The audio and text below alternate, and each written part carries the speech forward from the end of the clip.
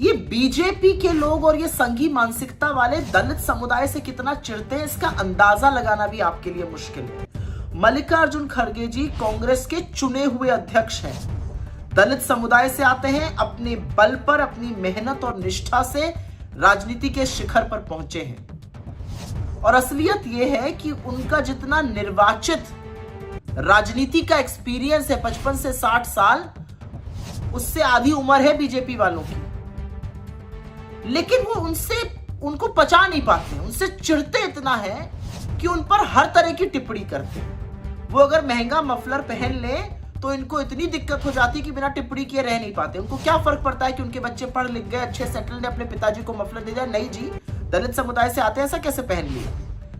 वो ये पचा नहीं पाते हैं कि उनका जो निर्वाचित राजनीति का एक्सपीरियंस है, 9-10 बार विधायक रहे, सांसद रहे, मंत्री रहे, नेता प्रतिपक्ष, और जनता के साथ जो उनका कनेक्ट है वो उनको बहुत तीखा लगता है। इसलिए हमेशा उनकी बात का अर्थ का अनर्थ लगाने में जुटे रहते हैं। खड़गे जी ने बिल्कुल क्लियर कर दिया कि उन्होंने बिल्कुल स्पष्ट तौर से यह कहा था कि नरेंद्र मोदी जी लोगों को आतंकित करते हैं, परेशान करते हैं, प्रताड़ित करते हैं। उनकी सीबीआई, उनकी ईडी, उनकी इनकम टैक्स विपक्ष को परेशान करने के लिए, विपक्ष को विघटन करने के लिए, चुनी हुई सरकारें गिराने के लिए, लोगों को जबरदस्ती बीजेपी में शामिल कराने के लिए यूज की जाती हैं ये सारी एजेंसीज।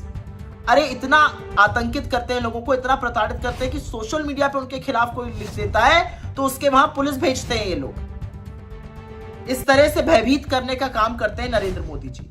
और बजाय उसके बारे में सोचने के, नरेंद्र मोदी जी हर बार हाय हाय हाय, मुझे ये कह दिया, मैं लुट गया, मैं बर्बाद हो गया, मैं किसको चेहरा दिखाऊंगा, इस तरह की नौटंकी करने लगते हैं।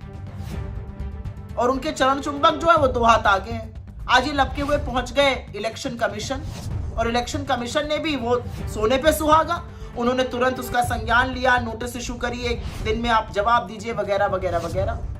मैं इलेक्शन कमीशन से पूछना चाहती हूं, जब इस देश का प्रधानमंत्री चुनावी मंच से मुजरा और मंगलसूत्र छीनने जैसी वाहियात बातें करता है, जब इस देश का प्रधानमंत्री आपकी बेटी छीन ली जाएगी जैसी गिरी हुई बात करता है, आपकी भैंस चुरा लेंगे जैसी बेसिर पैर की बात करता है, तो क्या कान में रुई डाल लेते हैं? अरे कुछ नहीं, अभी जब आचार संहिता लागू है, 5 राज्यों में चुनाव चल रहे थे, उस दौरान नरेंद्र मोदी जी ने दूरदर्शन सरकारी तंत्र का दुरुपयोग करके विशुद्ध पॉलिटिकल स्पीच दी। यह बिल्कुल breach of model code of conduct है। आपने स्वतः संज्ञान क्यों नहीं लिया?